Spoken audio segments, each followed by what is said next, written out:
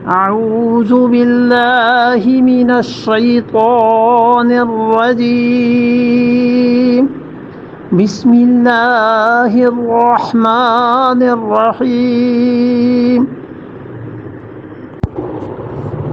قال الملأ الذين كفروا من قومه إنا لنراك في سفاحة وإنا لنظنك من الكاذبين قال الملأ بولے سردار. اب یہاں پہ ملأ کا لفظ جو آیا ہے سردار کا، یہی وہ چیز ہے جو قوم نوح علیہ السلام کے بارے میں بھی گزر چکا ہے. وہاں بھی جو قوم کے نمائندے اور بڑے سردار تھے انہوں نے مخالفت کی تھی حضرت نوح علیہ السلام کی.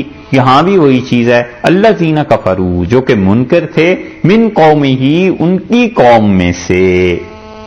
اب یہ کس کی قوم میں سے؟ یہ ہی کی ضمیر کدھر لوٹ رہی ہے؟ یہ لوٹ رہی ہے حضرت ہود علیہ السلام کی طرف. تو حضرت ہود علیہ السلام کی قوم میں جو سردار تھے منکر، انہوں نے کہا. قومیت پھر آ گئی نا، کس کو خدا نے کس کی قوم کے متعلق شمار کر دیا. اب اس کی بنیاد مذہب تو ہے نہیں، اس کی بنیاد تو ایک جگہ اکٹھا رہنا ہے یا ایک ہی قبیلے سے لوگوں کا ہونا ہے. تو فرمایا کہ قال الملأ الذین کفروا من قومہ، ان کی قوم میں جو منکر تھے وہ بولے اور کہنے لگے انا بلا شک و شبہ ہم لنراک، دیکھتے ہیں یقیناً تمہیں. لام جو ہے یہ غالباً یہاں پر یقین اور تاکید کے معنی میں ہے. انہوں نے کہا یہ قطعی اور حتمی بات ہے، ہم ضرور تمہیں دیکھتے ہیں فی صفاحۃ، عقل نہیں ہے. صفاحہ، صفح الثوب عربی میں محاورہ استعمال ہوتا ہے کپڑے کا ہلکا ہونا، اور صفاحت کا مطلب اسی سے، صفح الثوب کا مطلب کپڑا ہلکا ہو گیا، خشک ہو گیا.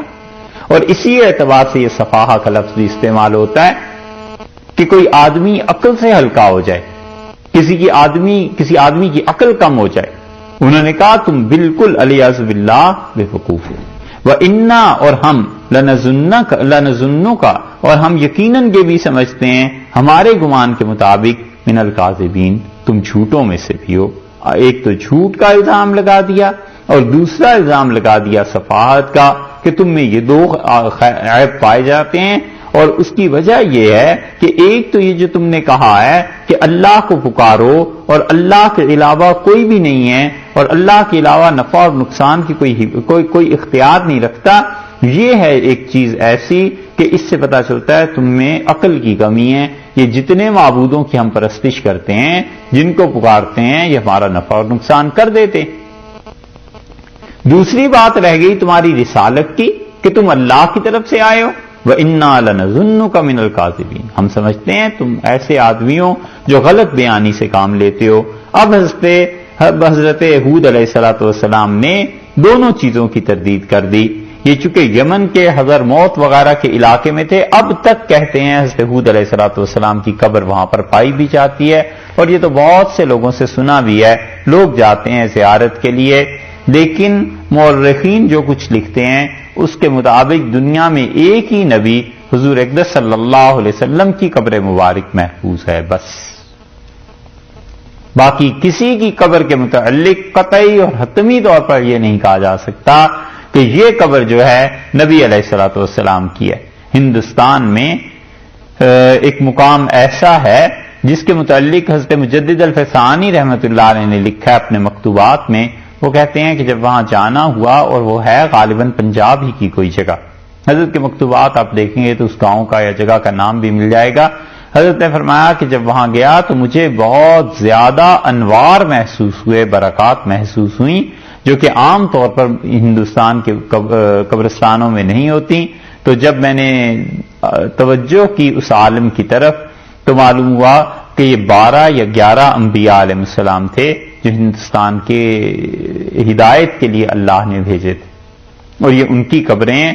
کیونکہ وہ جو انوار ان پہ برس رہے تھے، فرمایا مجھے لگتا تھا کہ یہ نبوت کے انوار ہیں، لیکن یہ کہ قوم نے ان کی بات نہیں مانی. ایسے ہی حضرت ایوب علیہ السلام کی قبر بھی ہے. عراق، اردن، شام، ان جگہوں کے سفر کریں، بہت سے لوگوں کی قبریں آپ کو نظر آئیں گی. یہاں پہ شام میں دمشق میں اس کے قریب پہاڑ ہے، اور وہاں پر وہ کہتے ہیں کہ قابیل کی قبر ہے، حابیل کی قبر ہے۔ اور اسی طرح حضرت علی رضی اللہ عنہ کا جو مزار ہے کوفہ میں، اس کے دائیں اور بائیں دو قبریں، کہتے ہیں یہ ایک آدم علیہ السلام کی ہے، یہ نوح علیہ السلام کی ہے۔ حالانکہ سوال ہی پیدا نہیں ہو سکتا، اس علاقے میں طوفان نوح اور یہ جو چیزیں آئی تھیں، سیدنا آدم علیہ السلام کی قبر کہاں باقی رہی ہوگی؟ اور پھر کوئی تاریخ چھوٹی سی ہے، اس لیے کسی کی بھی قبر یقینی نہیں۔ اور یہ شیخ الاسلام ابن تیمیہ رحمۃ اللہ علیہ نے بھی لکھا ہے کہ سوائے رسول اللہ صلی اللہ علیہ وسلم کے کوئی قبر ایسی نہیں ہے جسے یہ کہا جائے کہ قطعی اور حتمی یہ فلاں نبی علیہ السلام کی قبر ہے۔ تو حضرت ہود علیہ السلام کا علاقہ وہ تھا، انہوں نے رسالت کا بھی انکار کیا، ایک اور خدا کی توحید کا انکار کیا، اور دو الزامات لگائے۔